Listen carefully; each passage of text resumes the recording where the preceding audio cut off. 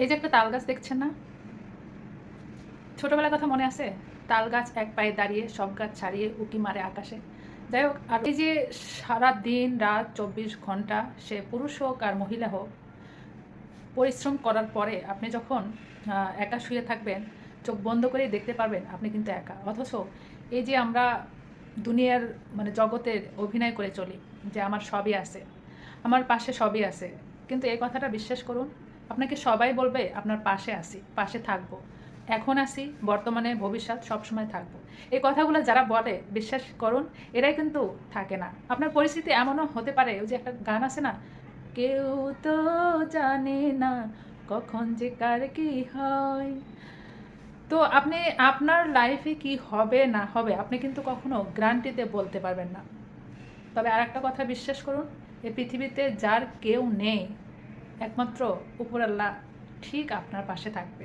সে আপনার লাইফ বা আপনার জীবনে আপনি যখন একা, কেউ যখন আপনাকে একা করে দিয়ে দূরে কোথাও চলে যায়, কিংবা আশেপাশেও কোথায় থাক বা না থাক সেটা কোনো ম্যাটার না, যখন কেউ আপনার পাশে থাকে না বা থাকবে না, তখন ওই পরিস্থিতিটা যদি আপনি মানে মানে নিজে চলা শিখে যেতে পারেন, তাহলে দেখবেন আপনি যদি একবার একা হয়ে চলতে পারেন, পৃথিবীতে কোনো মানুষ, আল্লাহ ব্যতীত কোনো মানুষ আপনাকে কোনো সমস্যায় ফেলতে পারবে না, যদি আপনি একা চলা শিখে যান।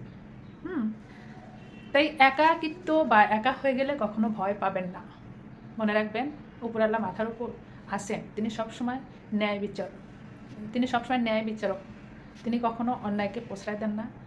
তিনি অন্যায় ব্যতীত কাউকে শাস্তি দেন না। তিনি সবসময় মানে সঠিকটাই, আপনার কপালে যেটা থাকবে সেটাই কিন্তু করবে।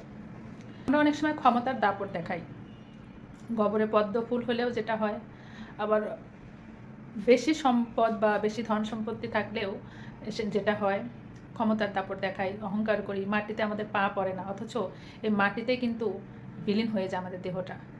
তাই আপনি যা করুন না কেন, ভেবে চিন্তে করবেন। এমন কোনো কাজ করবেন না যেটা আপনার কারণে অন্যর ক্ষতি হোক।